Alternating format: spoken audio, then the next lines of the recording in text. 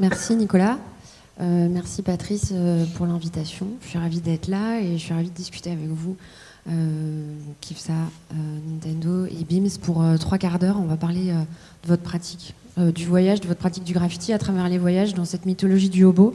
Alors moi j'ai ressorti un truc qu'on m'avait dit de lire quand j'ai commencé mes études qui s'appelle Le hobo, sociologie du sans-abri. C'était Neil Sanderson qui avait écrit ça aux États-Unis en 1923.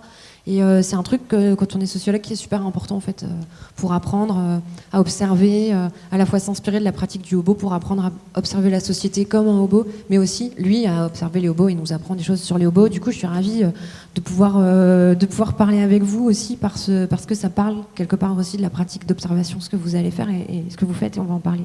Alors, on a 3/4 d'heure pour aborder plusieurs sujets que je vous propose comme ça, et puis après on lancera la discussion. Le premier, en fait, c'est celui de parler du hobo dans sa version traduite, en fait. Traduire ce que tu disais, Nicolas, traduire ce que faisaient les hobos américains dans une pratique contemporaine qui est plus du nomadisme ouvrier, c'est-à-dire que vous n'allez pas chercher du boulot, mais vous allez chercher peut-être plutôt à peindre ou à vous exprimer ou à communiquer, et donc passer d'un nomadisme ouvrier à un nomadisme artistique ou quelque chose qui pourrait s'apparenter à ça. On fait autre chose que d'aller chercher des petits boulots. C'est aussi une vie de débrouille, ça sera un peu le deuxième thème, une vie de débrouille à la fois parce que on est sans argent, qu'on est sans abri, qu'on est sans défense et qu'on est sans moyen de communication ou pas. Donc voilà, ça sera un petit peu la question de comment on fait sans pour quand même faire des choses. Et puis la dernière thématique, c'est aussi celle de la politique en fait, puisque c'est aussi une attitude politique que de faire ça. Le hobo, il était soumis aux nouvelles lois du marché du travail américain qui imposaient des contrats de travail à la journée ou une forme d'intérim ou de précarité à l'époque. Donc il pouvait être à la fois soumis au capitalisme, mais c'est aussi une manière de résister au capitalisme en étant anticonsumériste, en ayant des pratiques libertaires. J'ai entendu le mot tout à l'heure dans la présentation des hot dogs. Donc voilà, voir aussi votre rapport à ça, à ces pratiques et au monde, à la société dans laquelle on est, d'un point de vue plus politique. Tout ça, évidemment, qui sont des thèmes de mode de vie et de vie dans la société, mais qui sont là pour nous parler de ce que vous peignez, de ce que vous faites et de ce que vous produisez artistiquement. Alors peut-être pour commencer, et pour vous présenter, dites-nous chacun d'où c'est venu cette envie de voyager. Bon, je peux commencer. Vas-y. Bah justement, comme je pouvais en parler tout à l'heure, moi l'envie en fait elle est venue un peu innocemment en fait. J'ai l'impression que tout ce qui a été fait, même quand on me demande quand est-ce que tu as commencé le graffiti, pourquoi, comment, j'ai l'impression que ça m'est un peu tombé dessus en fait finalement. Et peut-être comme tu es en train d'expliquer, c'est par rapport peut-être à la société actuelle dans laquelle on vit, pourquoi on n'est pas dans la même démarche directe que les hobos original en fait finalement. Et je sais même pas si on pourrait même s'appeler des hobos en fait. On voyage via c'est un médium quoi finalement. Et c'est tout. L'envie de voyager, puis aussi peut-être le premier voyage Nintendo, c'était quoi? Nous, on a commencé au tout début, on avait cette idée qu'on voulait un peu s'inspirer de cette culture-là, mais l'adapter à l'Europe. Et du coup, pour commencer, on est resté plusieurs mois à Strasbourg et on a espionné les dépôts pour essayer d'y comprendre quelque chose parce qu'il y avait zéro information dessus. On n'arrivait pas à en trouver, que ce soit sur Internet ou en discutant avec d'autres graffeurs. Du coup, on a vraiment fait cette espèce de recherche d'espionnage du dépôt avant de partir 2 mois après, en ne sachant absolument pas où est-ce qu'on allait, mais c'était un peu l'idée de toute façon, c'était de se perdre. Comment vous avez choisi le premier train? On a choisi le modèle qui paraissait le plus safe sur lequel monter. Parce que tous les graffeurs qu'on avait rencontrés nous disaient que c'était complètement stupide de faire ça parce qu'il y avait des lignes haute tension au-dessus et que c'était hyper dangereux et qu'ils avaient perdu des potes et des trucs comme ça. Et du coup, on a choisi un modèle où on pouvait se cacher en journée dessus à l'extérieur et on est parti là-dessus, quoi. Et toi, Bims, le premier train, l'envie vient d'où? Moi, le voyage, en fait, ça a été pas une envie, en fait, ça a été un besoin, parce que je viens d'un tout petit village, et du coup, pour aller voir des graffitis, pour pouvoir aller peindre, etc., j'ai été obligé de prendre tout de suite des moyens de transport, et dès la préadolescence, donc j'avais pas d'argent de poche, j'avais rien, donc il fallait bien j'avais la chance d'avoir des petites lignes facilement fraudables pour aller voir des graffitis, pour commencer à les peindre ailleurs, etc. Donc c'était un besoin en fait, et du coup ça a toujours été quelque chose de naturel en fait pour moi de devoir aller toujours ailleurs pour trouver de nouveaux horizons, de nouvelles inspirations surtout, et voilà, découvrir un peu, agrandir son territoire toujours. Vous avez dit on part sans forcément savoir quelle est la destination, enfin en tout Oui, cas voilà. c'est ce que tu as dit. Est-ce qu'on sait déjà ce qu'on va peindre et pour le coup, voilà, il y a quelque chose de prévu ou un objectif dans le voyage, lequel il est? Bah, en tout cas, pour nous, au départ, c'était pas l'idée première, c'était pas de peindre, c'était surtout de réussir à voyager dessus. Mais comme on a cette pratique du graffiti, on avait bah, ce qu'on pouvait emporter dans notre sac à dos. Donc c'était une bombe de noir et une bombe de blanche et une craie grasse. Et l'idée, c'était pas de retourner le dépôt dans lequel on allait arriver et d'en mettre partout. C'était juste de marquer peut-être une trace de notre passage à un endroit un petit peu bizarre, juste pour montrer notre trace de passage. Ouais, bah justement, c'est pas du tout comme aller dans un dépôt pour peindre. C'est parce qu'en fait, c'est pas le même temps. En fait, limite, c'est deux temps presque séparés. De quand on en parlait tout à l'heure dans la présentation, entre le graffiti qu'on voit plus classique, qu'on a retrouvé plus sur les trains, comme à New York, ce côté graffiti, limite, on va venir faire des pièces plus complexes. Là, c'est vraiment plus soit marquer un temps donné, tout ce qui est, ça va être presque plus du dessin presque que de l'écriture. Limite, on sort presque de l'écriture que. Oui, c'est juste une trace C'est d'un symbolique, passage en ouais. fait, simple et discrète. Et puis il y a un côté un peu plus romantique justement dans le Monikers où on marque plus d'informations que juste son nom. On peut faire un dessin avec justement, il parlait de la direction dans laquelle on va, Oui. d'où on est arrivé, la date. Et Partager ça, un état d'esprit. ouais, et puis ça, pour nous, dans cette idée-là, ça avait plus d'impact si quelqu'un allait tomber dessus, cette personne avait la même pratique, de tomber sur justement, de se rendre compte que quelqu'un d'autre avait essayé de le faire aussi. Et on trouvait ça un peu plus beau. C'est vrai que comme on en parlait en off tout à l'heure, c'est vrai que finalement, on a pu en faire, ça tombe en même période, en même temps, mais l'Europe, c'est pas du tout, limite personne savait vraiment qui fait quoi, qui est en train de voyager. Et quand tu dis on laissait des traces pour peut-être les autres, finalement, sans même être en lien, on faisait, de notre côté, on faisait la même chose en fait. Limite, on se disait, bah, tiens, si on laisse une petite trace ici, on pourrait peut-être dire aux autres que dormir ici c'était cool. Et en fait, il n'y a pas que dans les départs de train, c'est pas pour partir, il n'y a pas que le départ ça part pas seulement que des dépôts. En fait, limite avant les dépôts et après les dépôts, tu as comme des zones de stop qu'on trouve plus en fait limite dans le fret que dans le voyageur en fait, parce qu'en fait dans le voyageur, il se fait déjà en fait cet aiguillage-là, il se fait déjà en amont en fait. Donc le voyageur ne le ressent même pas cet aiguillage. C'est un truc en fait que tu connais pas.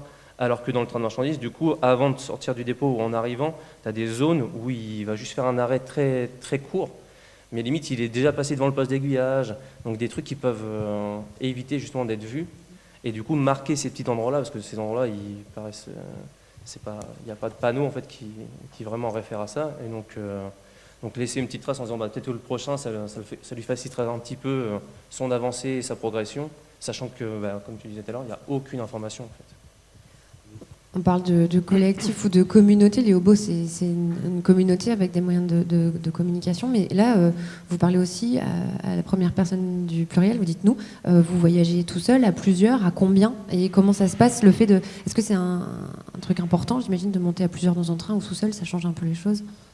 Moi, j'ai toujours fait ça en équipe. On a essayé de le faire un peu par défi, de le faire tout seul, mais ça n'a jamais vraiment été très concluant. Après, en équipe, il y a quand même cet avantage de, comme il y a beaucoup de temps d'attente et beaucoup d'incertitudes, de pouvoir discuter avec son pote, d'échanger des idées. Et c'est vraiment un moment qui resserre les liens, qui est super important. Et donc, ouais, pour moi, c'était hyper important de le faire en équipe. Nintendo Moi, pareil. Ouais, moi pareil, mais finalement, vous pourrez trouver là-haut, il y a un fanzine qui justement parle de. Je dis nous, parce qu'en fait, je parle aussi beaucoup. Je l'ai fait avec plusieurs collègues différents, mais je l'ai surtout fait avec un autre collègue qui, lui, a été traverser le Canada d'est en ouest. C'était vraiment mis un objectif. Voilà, lui, c'était partir seul, mais comme vraiment, il partait dans des objectifs bien précis. Donc, il avait même un but. Alors que toutes les fois où moi j'ai pu partir, c'était plus ce rapport à la liberté, laisser même les choses se faire.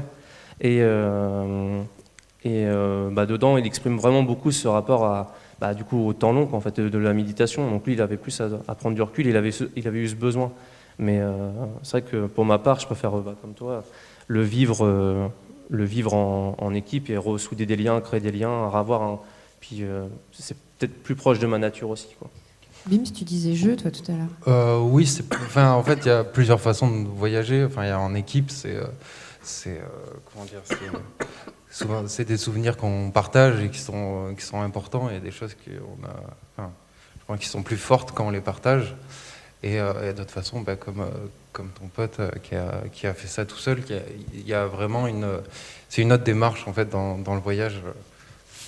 Par exemple, cet été, là, je suis parti tout seul une quinzaine de jours et c'était vraiment différent en fait, parce que du coup, on partage les choses qu'on partage, on les partage avec des inconnus ou vraiment avec soi-même. Et donc, c'est une autre façon de se retrouver, une autre façon d'accepter des challenges, etc. et de s'adapter tout seul face à soi-même.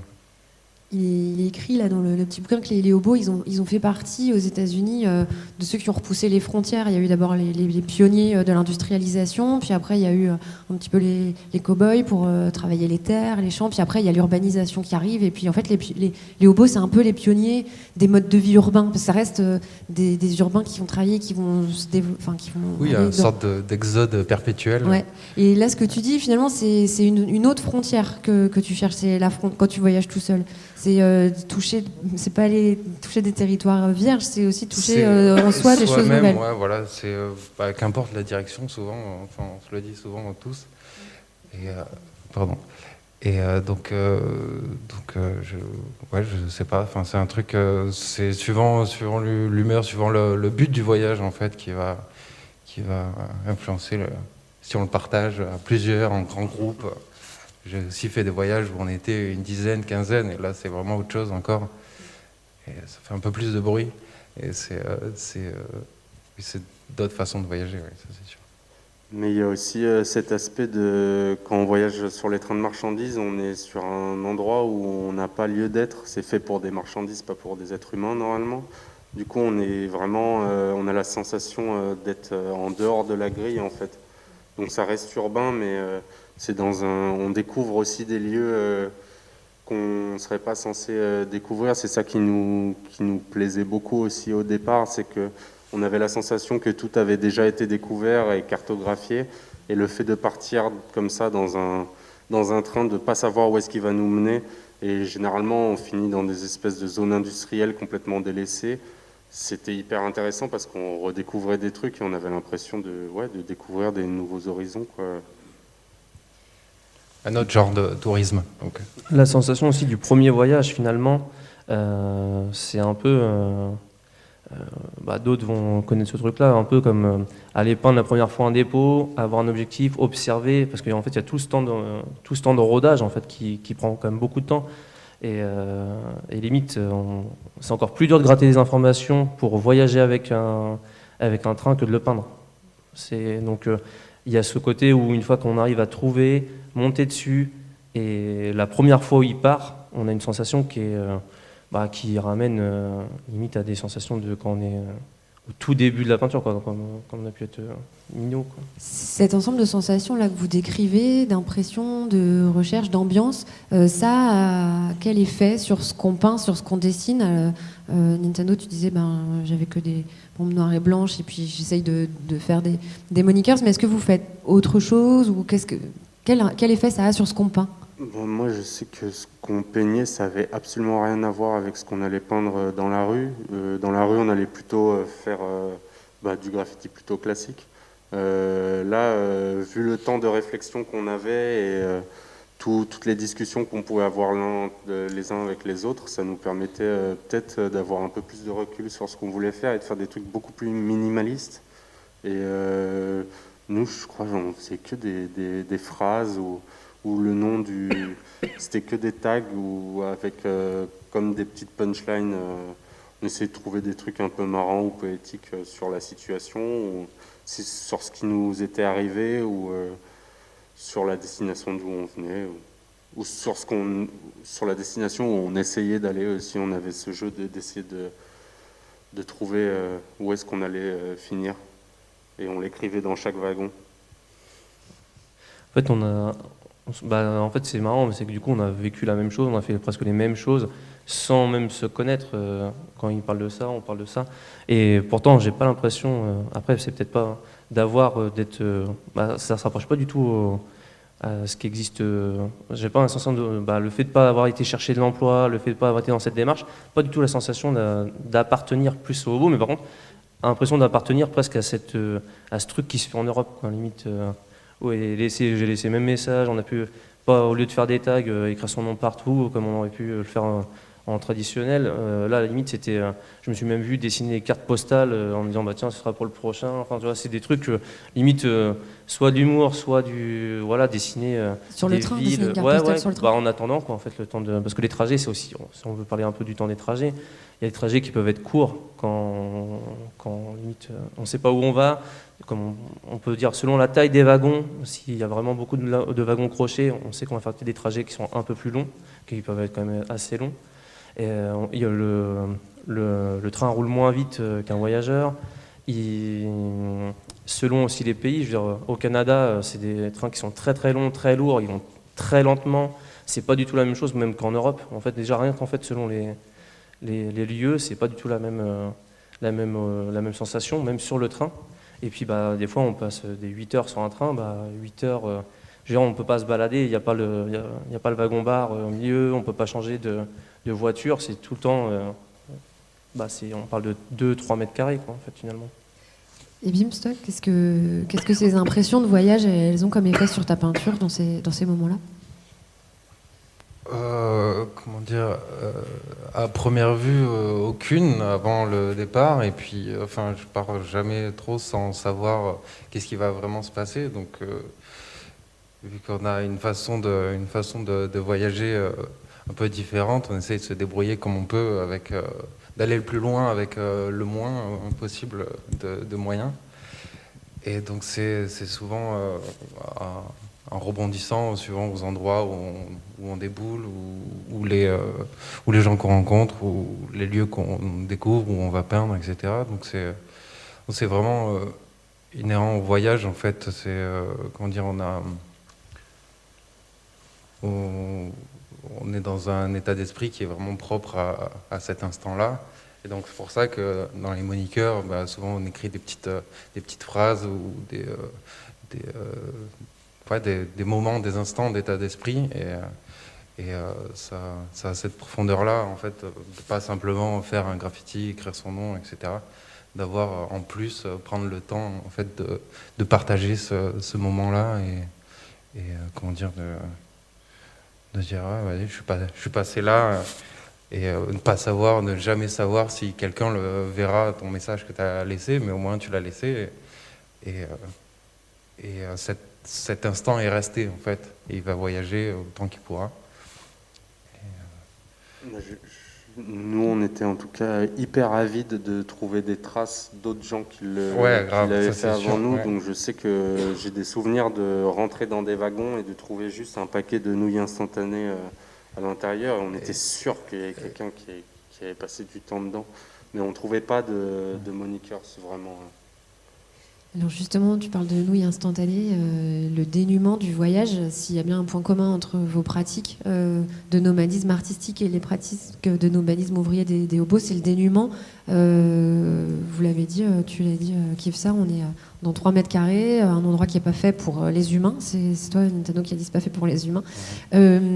Comment on fait pour se débrouiller Est-ce que vous aviez déjà un goût pour la débrouille? Est-ce que vous l'avez appris sur le tas? Je sais pas, vous étiez éclaireur avant, et puis après ça vous a donné envie. Voilà, comment cette débrouille d'être dehors et d'avoir, j'imagine, pas non plus beaucoup d'argent avec soi, comment ça se passe? Nous, quand on a commencé, on sortait de l'adolescence et on n'avait vraiment pas une thune, donc on était vraiment déjà dans la débrouille d'aller voler le sandwich qu'on allait manger à midi et les bombes de peinture qu'on allait utiliser le soir.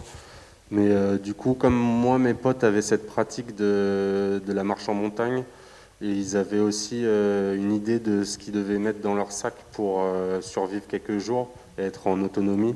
Nous, l'idée, c'était de pouvoir vraiment être en autonomie pendant plusieurs jours. Et ce qui coûtait le moins cher, c'était de prendre plein de nouilles instantanées avec des goûts différents et un paquet de beurre de cacahuètes et un bidon d'eau, quoi. Ça cuit dans l'eau froide, les nouilles instantanées? Non, on avait un réchaud aussi. Ça marche. Bims, il y avait quoi dans ton sac? Oh, dans mon sac, il n'y a pas grand-chose, à part un hamac, un couteau, et ma foi, un réchaud, ça aide, oui, quand on ne peut pas faire de feu. Mais comment dire, le moins possible de choses, en fait, j'ai grandi à la montagne, d'une famille de montagnards et de jardiniers, enfin des gens proches de la nature. Du coup, j'ai appris très tôt comment dire, à pêcher des truites à la main, à les trouver, et, enfin, à les cuisiner, et puis savoir qu'est-ce qui est bon aussi dans la nature, à quel moment, etc. Donc c'est des choses qui sont importantes dans le voyage, je trouve, parce que la valeur des choses, en fait, est complètement différente. Et on a pu... c'est important pour moi, je trouve, de changer la valeur comment dire, des choses, en fait, dans ces voyages-là, pour avoir une profondeur de plus comment dire, à mériter d'être là à cet instant-là. Kiffe ça? Sur ce dénouement, vivre avec $1 par jour, comme il dit dans le Hobo. Ouais, après, moi, c'est juste que je me dis, tout ce que tu mettras dans ton sac à dos, tu le traînes. Donc, si tu as la flemme de porter des choses, t'en prends le moins possible, en fait. C'est surtout... Et comme on est flemmard. Mais alors, du coup, vous voyagez qu'en été? Comment ça se passe quand il fait pas beau? Non, on a fait à peu près toutes les saisons. Après, c'est sûr qu'en hiver, on brûle plus de calories, donc on a des sacs plus gros. Et il y a aussi plein de trucs assez marrants avec les changements de saison. Par exemple, on s'est rendu compte très vite que quand il y avait de la neige partout, on laissait des traces dans les dépôts et qu'on était moins furtif si on était tout habillé en noir parce que tout était blanc. Et il y a des petits détails comme ça. Mais on apprend à chaque voyage. On essaye d'alléger les sacs et d'être le plus furtif possible. Puis les wagons, en fait, selon les wagons dans lesquels tu vas monter, il y a des wagons où tu seras un petit peu à l'abri quand même de la pluie, il y a des wagons où tu seras plus à l'abri, quand même un peu à l'abri du vent, selon si c'est des wagons parce qu'en fait, en marchandises, on peut très bien, il y a de la... On transporte de l'eau et de la Cronenbourg beaucoup en France dans des bâches. On transporte des céréales dans des trains qui ressemblent à des citernes, mais pas totalement. On transporte tout ce qui est des carburants, mais dans des vraies citernes. Donc là, il n'y a pas trop de place pour se mettre non plus. On transporte aussi en conteneur. Donc en conteneur, c'est que entre deux conteneurs. Donc en fait, selon aussi les modèles, on transporte du caillou. Enfin, je veux dire, selon les modèles de train, donc il y a du confort qui se crée quand même. En fait, quand on prend un train voiture, qu'on peut être en dessous, dans la partie basse, pas la partie haute, il y a du vent, mais la pluie, déjà, c'est un problème en moins. En fait, du coup, selon les saisons, c'est vrai qu'il y a il y a des wagons, je vois quand c'est juste une caisse, de mettre dedans en plein hiver, c'est un truc au petit bonheur la chance, quoi. C'est le modèle du train qui a vachement changé aussi notre vision du voyage par rapport aux États-Unis où les trains sont à traction à essence, donc ils sont hyper lents. On peut courir à côté et sauter dedans. En Europe, ils sont à traction électrique et ils vont très vite. Et c'est hyper dangereux de sauter dessus ou de sauter du train quand il est en marche. Du coup, tout ça, ça adapte aussi la technique de comment se cacher dessus et comment partir au bon moment pour pas se faire cramer. Quand vous parlez de dénuement et puis de cette furtivité là, d'être furtif dans les trains, bah, il y a la question de la peinture, comment on la prend, et selon la durée du travail, comment on se réapprovisionne, comment on en trouve d'autres. Est-ce que ben voilà, vous avez la peinture qu'il vous faut pour le temps du voyage, ou est-ce que ça se passe différemment? Au final, le voyage, la peinture, elle devient. En fait, la peinture, elle n'a pas d'obligation dans le voyage. Donc, la priorité, c'est quand même de continuer ce voyage et de réussir ce voyage et de le vivre. La peinture, elle devient subjective, quoi. Elle est à côté, quoi. En fait, c'est un plus. Donc, si on peut laisser une trace pour quelqu'un d'autre, si on a envie de faire des, c'est cool. Mais le voyage, c'est quand même la priorité, quand même de cette démarche, quoi. Et puis le fait d'être limité dans le matériel aussi, ça pousse à justement faire des choses beaucoup plus simples, moins grosses, peut-être à des endroits un peu moins cash, un peu plus cachés. Ouais, c'est une autre réflexion en fait, juste au niveau même justement de préserver un peu de matériel, peut-être pour justement faire comme toute la longueur, quoi, faire dans la durée, quoi. Alors qu'on aurait tendance à être, si on va juste aller peindre dans un dépôt, on aurait tendance à avoir qu'une envie, c'est ressortir avec plus rien en fait. Là, c'est limite, on va peut-être faire attention à ce qu'on a pour essayer de peut-être marquer chaque étape en fait et pas juste un petit temps donné, parce que sur un voyage en fait finalement on pourrait tout consommer rien que dans le premier train. L'idée, c'est pas le temps qui manque en fait finalement. Bims? Bah, on s'adapte, hein, comme, comment dire, ça m'est arrivé en fait de partir dans l'Est avec un ami. Et on a découvert un lieu abandonné et puis on s'est dit, mince, on a plus de peinture, on fait comment? Et du coup, on a récupéré un pot de blanc et puis on a passé une semaine finalement qui n'était pas du tout prévue dans ce lieu abandonné. On a peint tout ce qu'on a pu pendant 6 jours non-stop et avec le moins de choses possibles parce qu'il fallait qu'on y aille à pied. Tous les jours, c'était 1 heure de marche aller, 1 heure de marche retour. Et je sais pas pourquoi on a fait ça d'ailleurs, mais ouais, on s'adapte et puis finalement on se met des priorités. Donc si on se dit bah tiens on va peindre, on va se donner les moyens de trouver de la peinture qu'il nous faudra. Et si on a marre, si on veut bouger, bah, la peinture on la finit ou on la donne ou enfin on se débrouille et puis enfin, jamais avoir beaucoup de choses sur soi, quoi. Enfin, c'est de l'instantané à chaque fois, donc on voit pas spécialement venir les choses. Puis, À vous entendre, j'ai l'impression d'être dans une bulle qui voyage de train en train et d'espace en espace, mais tout en restant en parallèle à la société. Est-ce qu'il y a des rencontres qui se font dans ces voyages-là? Et si oui, avec qui? oui, régulièrement. Enfin, souvent c'est fortuit. Enfin, on se retrouve dans des endroits où on va à l'étranger, on va aller peindre des trains et du coup, bah, on se retrouve dans des lieux bah, peut-être qu'on connaît pas, donc du coup plus, comment dire, les grandes avenues, enfin les plans les plus connus et reconnus, et donc du coup, c'est des lieux de rencontre aussi finalement. Et donc bon, c'est au gré du vent, quoi. Donc ça dépend, il y en a qui prévoient des connexions suivant leur trajet, etc.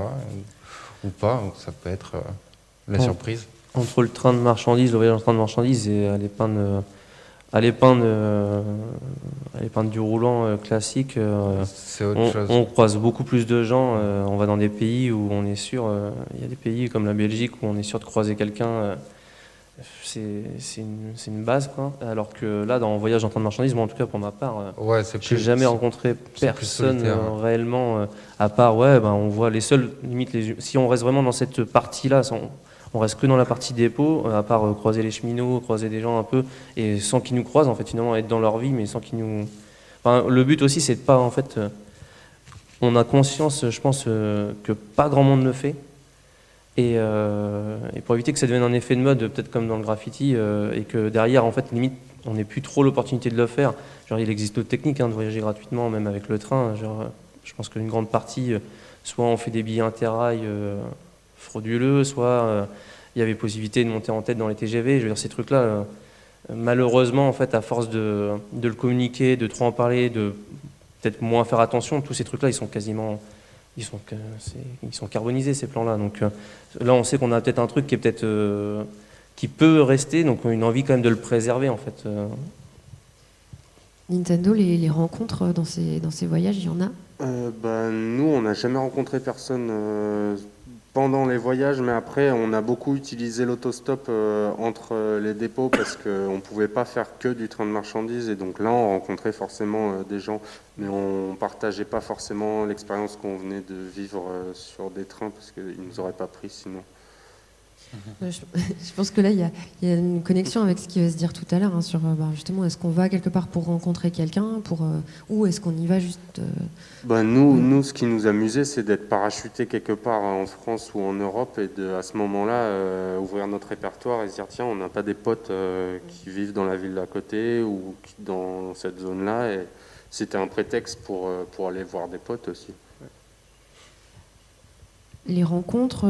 Et puis, un dernier sujet que je voulais aborder, c'était le rapport un peu politique à tout ça, parce que vous avez disséminé des bribes de c'est un besoin de liberté, c'est une manière d'être en marge, de vivre dans le dénuement. Tout ça, c'est quand même des choix de vie. Déjà, est-ce que ce mode de vie, quand de voyageur, de nomadisme artistique, là, quand vous l'adoptez, ça dure qu'un temps, c'est qu'une parenthèse, ou c'est quelque chose qui se déploie au-delà dans votre vie?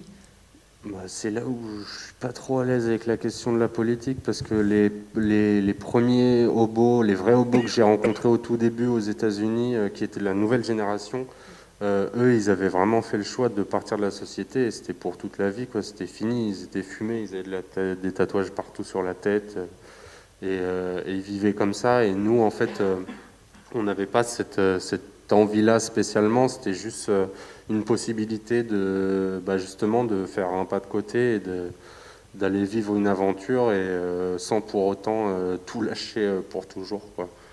Au lieu de prendre l'autoroute, c'est rester sur les nationales, quoi, limite. Voire même le petit chemin qui est à côté, le talus, quoi. C'est ça, le talus. Traversé par la forêt, ouais. Au lieu de prendre l'autoroute. Alors pour le dire autrement, qu'est-ce que ces voyages-là, qu'est-ce que vous en ramenez, qu'est-ce qui vous en reste quand vous rentrez dans la vie, quand la parenthèse se termine? Nous, en fait, très vite, comme on n'avait pas idée qu'il y avait d'autres gens qui le faisaient, on n'arrivait pas à gratter aucune info et du coup, on avait envie de le partager et en fait que ça donne peut-être envie à d'autres gens de le faire. Du coup, on a monté une maison d'édition dans laquelle on a fait des livres qui relataient de chaque expérience, chaque voyage qu'on avait fait. Et pour nous aussi, c'était un moyen de s'en rappeler parce que comme on en faisait beaucoup et qu'on avait une vie plus ou moins mouvementée les uns les autres, on avait du mal à se rappeler de quand est-ce qu'on avait fait quoi. Et en fait, le fait de nommer un voyage en lui donnant... très vite, on a donné des noms d'opérations à nos voyages avec des espèces de buts. Aller le plus proche de la mer, atteindre Marseille, traverser une frontière.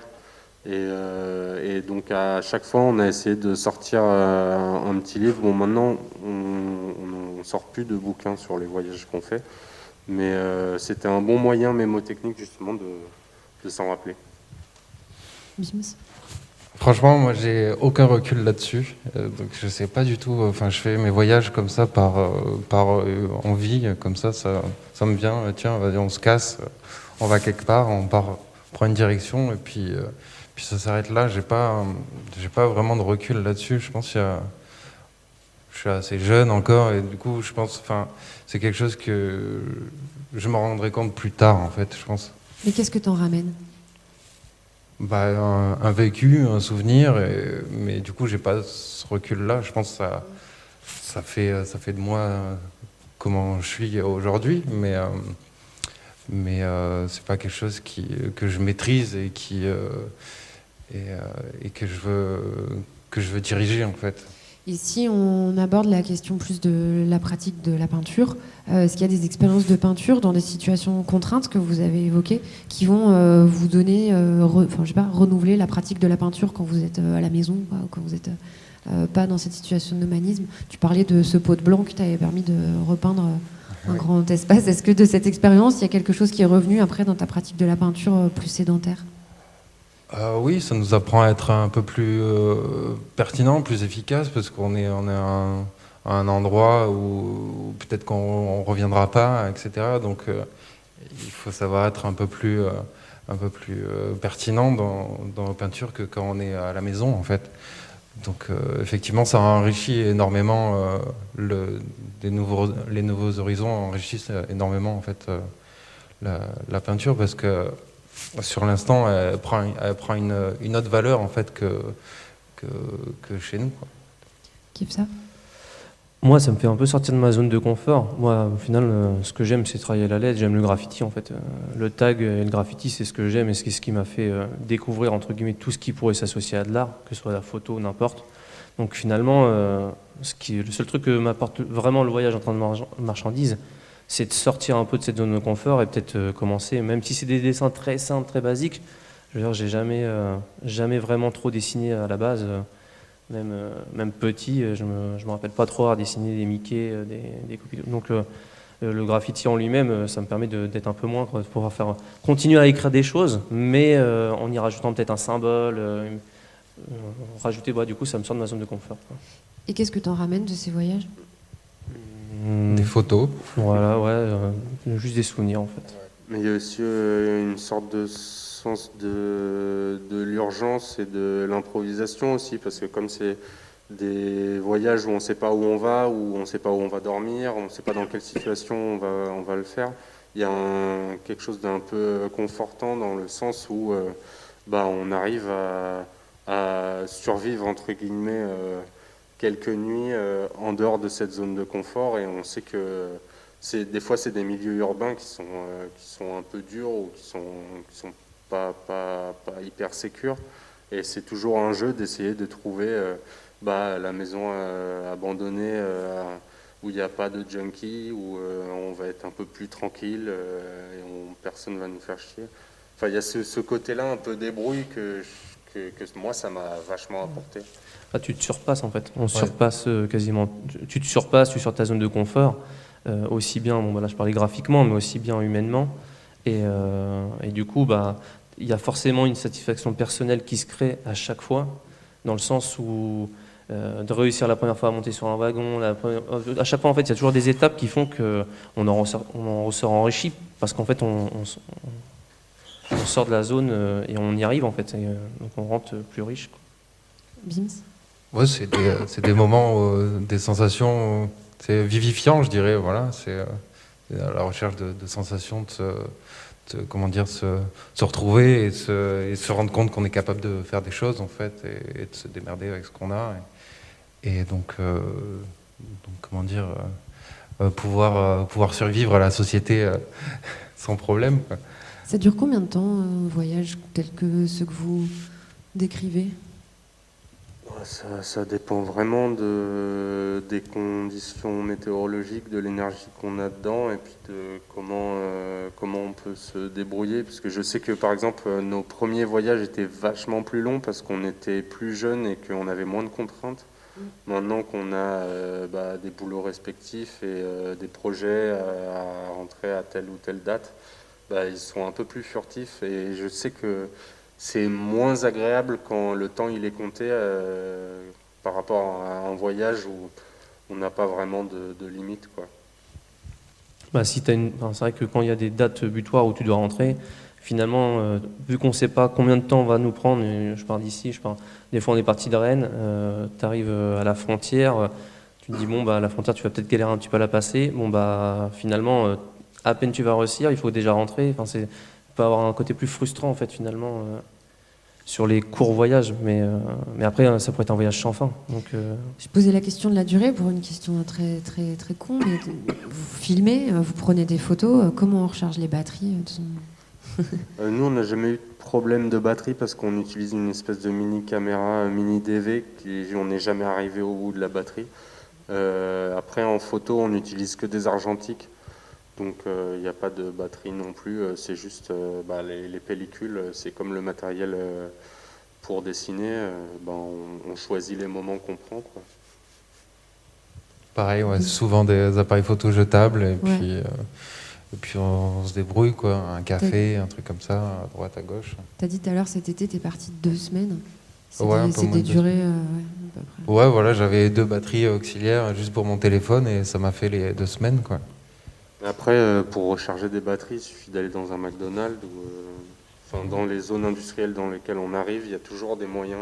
On peut demander à l'habitant aussi de remplir son bidon d'eau. Enfin, il y a plein de petits tricks. Ouais, c'est un rapport à la ration qu'en fait, hein, tu te rationnes, tu fais attention, enfin tout en fait, c'est que ce soit peut-être des batteries comme en fait tout ce que tu as emporté, tu l'as emporté pour une durée. À part au début, quoi, tu pars un peu motivé, tu vas peut-être en mettre plus dans le sac à dos et tu vas dire moi ça je vais le consommer peut-être plus rapidement, mais après bah tu rationnes. Mais je pense que c'est comme tout type de. Ce jeu de la débrouille, là, c'est vraiment le truc du hobo, quoi. C'est de jouer avec ses frontières, avec ses limites pour arriver à en faire quelque chose. Et je voudrais finir par toujours cette question du retour et de l'exposition, puisque avec les Road Dogs, vous avez exposé plusieurs fois, vous présentez votre travail. Est-ce que ce qu'on a vu là, ça en fait partie. Comment on vit le décalage qu'il doit y avoir entre le moment où on est dans un train et le moment où on est là dans un amphi de frac ou dans une expo? C'est quand même... on parle de la même chose, mais c'est quand même 2 vécus assez différents. Je sais que je suis peut-être pas le meilleur de mon équipe pour en parler, mais nous, on était assez mal à l'aise justement par le fait de diffuser, parce que par trop diffuser, on risque de rendre la pratique impraticable, parce qu'il y ait trop de personnes qui le fassent ou qui le fassent pas pour les bonnes raisons ou pas bien, qui crament des plans ou des choses comme ça. Et du coup... nous, par exemple, maintenant, on a décidé de ne plus faire d'expo vraiment. Là, ça nous intéressait de venir participer parce qu'on peut rencontrer aussi d'autres gens qui le font. On est super curieux parce qu'on s'est toujours senti hyper seul à le faire. Et c'est pour ça qu'on diffusait justement. C'était pour montrer que c'était possible. Mais très vite, on s'est rendu compte que c'était à double tranchant parce qu'on pouvait recevoir très vite plein de messages de minots à l'autre bout de la France qui n'avaient aucune idée de à quel point fallait quand même faire gaffe, que c'était dangereux, et qui nous demandaient des plans, et nous on avait hyper peur qu'il y ait quelqu'un qui se tue en faisant ça n'importe comment. Ouais, et puis en fait, finalement, même en sachant plus tard, ou même en sachant qu'il y en avait qui le faisaient, que tu le faisais, ou qu'une équipe le faisait, même quand il diffusait, c'est pas pour autant finalement que en fait, comme on disait tout à l'heure, on s'est jamais contacté en fait. C'est à la limite, il aurait fallu.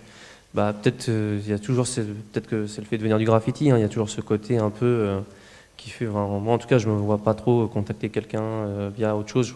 Ça me fait plus plaisir de rencontrer via le hasard. En fait, ça aurait été plus cool limite peut-être dans l'attente qu'un jour on se rencontre sur un voyage, quoi. Là, voilà, moi, ça, c'est un truc qui me marquerait plus. Les gens que j'ai rencontrés, en tout cas, dans le graffiti, via un moment inapproprié ou un peu qui sort qui est un peu particulier, ouais. Du coup, ça, c'est limite, c'est des rencontres qui vont te marquer toute ta vie. Donc, finalement, vu qu'on vit un truc assez privilégié, l'idée, ce serait de faire des rencontres aussi dans cette démarche-là, plutôt que de s'envoyer un message. À l'heure actuelle, via Internet, ce serait un peu plus magique quand même de se rencontrer sur la route. Il y a aussi ce côté des réseaux sociaux qu'il y a maintenant, et je vois beaucoup de jeunes qui le font à fond à travers l'Europe. Et d'un côté, je suis trop content de voir que ça a pris et qu'il y a plein de gens qui le font. Et d'un autre côté, il y a une magie qui s'estompe quand on voit que c'est sur Instagram et que c'est en story et qu'en fait c'est un nugget qui va être oublié dans un quart d'heure, quoi. Je vous remercie, Bims, Nintendo et Kifsa. On m'a dit 14h30, mais peut-être qu'en tout début de pause, il y a quelques personnes qui ont des réactions ou des questions à poser dans la salle. Nicolas, tu peux peut-être aussi ajouter des choses. On peut peut-être ouvrir la discussion ou discuter en faisant une pause.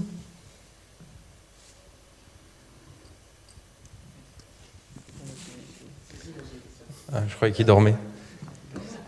On ne voit pas. Alors ma question c'est, vous prenez le train, vous savez pas où est-ce que vous allez, donc vous voyagez pendant, je sais pas, peut-être une semaine, 5 jours, je sais pas, et vous arrivez à un endroit, donc je sais pas, je dis au hasard, peut-être vous arrivez à Kiev, et le retour, comment ça se passe? Pareil, en train ou en avion normal, vol... Le Flixbus de la honte. Non, bah, le stop, pas mal. Le stop, c'est le bon moyen, comme tu en parlais tout à l'heure. En fait, soit, même en fait, que quand tu es dans un. Les trains de marchandises, ils vont souvent dans des endroits bien de merde. Je parle des Transcérales, par exemple, c'est la campagne paumée, ça va être bien, bien paumé. Soit tu as eu la chance de te dire, bon, cette dernière grande ville où il s'est arrêté à quai, je peux descendre, je descends pas. Et soit tu descends, bon, bah, et c'était bien son dernier trajet avant de partir sur un petit truc tout pourri, ou soit, bah, en fait, le stop, c'est le meilleur moyen. Dans tous les cas, quand tu es paumé en campagne, c'est souvent le stop. Et puis même pour principe, hein, c'est un bon moyen facile de repartir vite. C'est même plus rapide que de commander un truc limite. Ça brise le cœur un peu de faire tous ces efforts en train de marchandises et de revenir en avion. En avion, voilà, ok. Ouais. Ouais. J'ai une autre question aussi. Niveau sécurité, est-ce que vous avez déjà eu des mauvaises ou très mauvaises surprises, genre des trucs Ben, moi, avec mon équipe, la première fois qu'on a essayé de monter sur un train en marche, j'ai failli perdre mes jambes. Du coup, on a décidé de ne plus jamais le faire. Ouais. Mais sinon, on s'est pas blessé. Après, le truc, c'est que quand on est en extérieur sur un train de marchandises, s'il s'arrête pas et on ne sait pas quand est-ce qu'il va s'arrêter, on peut être pris de froid très très très vite. Et il va hyper vite et il n'y a pas moyen de sonner la sonnette d'alarme. Du coup, on s'est retrouvé sur des chemins qui duraient plusieurs heures à devoir faire des pompes et à faire des espèces de tractions et des trucs comme ça parce qu'on n'en pouvait plus en fait. On était en hypothermie. Ok. Et encore une dernière question. Niveau WC, comment ça se passe? Est-ce que c'est pendant 8 heures, on est là, impossible de... Bah, généralement, avec l'adrénaline, t'as pas trop envie d'aller au WC. Ouais. Après, tu peux pisser en route, hein, franchement. Ouais, pisser, nous ça va. Pisser, ça va. Ouais. Puis sinon, sinon, c'est pas trop. Ça serait pas de bol, quoi. Limite, c'est avant de. Comme tes parents diraient, bon, bah, on va prendre la voiture. Va faire avant ce que tu as à faire. Et puis généralement, tu bois tellement de café caché dans les buissons que tu fais ton affaire avant. Ouais. Tellement d'attente avant, ok. D'autres questions? Dans le film qui est passé tout à l'heure sur les hobos, il montrait les cheminots qui chassaient les hobos. Ici, ça se passe comment? Vous n'avez pas du tout de relation avec eux? Vous vous cachez ou des fois vous les rencontrez? Est-ce que c'est une volonté de ne pas les voir ou est-ce que c'est une volonté quand même de les croiser pour échanger quelque chose? Parce que moi, je vois dans la pratique du graffiti, c'est quand même assez facile finalement d'attraper un peu les mêmes tics qu'eux, quoi, d'être fan du truc, de tout ce qui tourne autour des réseaux ferrés, etc. Donc finalement, on a un peu les mêmes passions, même si on n'est pas forcément dans le même camp. On peut avoir les mêmes passions, donc est-ce que c'est pas un moment, un désir aussi de croiser des gens à ce moment-là, quoi? C'est déjà arrivé qu'on croise des hobos hyper cool avec qui on puisse... des cheminots. Où on essaye de se barrer comme des rats et qui nous rattrapent en nous disant non, mais moi je m'en fous. Et qui nous disent même telle ligne ou telle ligne, faites gaffe, elle bouge, sinon faites ce que vous voulez. Mais généralement, on essaye d'être le plus furtif possible parce qu'on ne s'est jamais fait serrer et on ne sait pas trop ce qu'on risque. Apparemment, c'est surtout s'ils bloquent la ligne, on risque des grosses amendes pour ça. Et sinon, on n'a pas vraiment d'expérience là-dedans. On s'est fait serrer une fois en Belgique. On s'est fait cramer par le cheminot qui a halluciné de nous voir sur le wagon. On n'a pas eu de bol, il s'est arrêté juste devant lui. Et le temps qu'il appelle à la radio, on était déjà dans les fourrés, quoi. Mais je pense qu'il y a vraiment ce lien de passion commune, en fait. Les cheminots, c'est pas de la sécu, ils sont pas là pour nous serrer. La plupart du temps, ils sont dans leur taf et ils nous voient même pas alors qu'on est à 2 mètres derrière eux. puis au final, souvent, tu te rends compte que même, en fait, tu peux, connaissant même des aiguilleurs, avec le temps, tu rencontres des gens, tu grattes des infos à droite à gauche. Même en connaissant des aiguilleurs, tu peux aller dans un aiguillage, le wagon, il est là devant lui, déjà il sait même pas c'est quoi limite le modèle, il y connaît même moins que toi. Et limite, tu sais même mieux les créneaux que lui, les horaires, les pourquoi, les comment. Et t'as pas grand chose à... En fait, il y a très peu de cheminots à qui tu peux gratter des informations valides T'es mieux à la limite demander à des spotters qui prendraient des photos, qui sont vraiment eux des passionnés, en plus extérieurs de la SNCF ou autre. Mais les passionnés, en fait, vont donner plus d'informations qu'un mec qui bosse là-bas, qui fait ses horaires, qui se barre. Ils ont très peu de passionnés vraiment pour le chemin. Enfin, eux, c'est les locaux, en fait. Ils voient que à travers les locaux, ils s'en foutent du reste, finalement. C'est très dur de gratter des infos.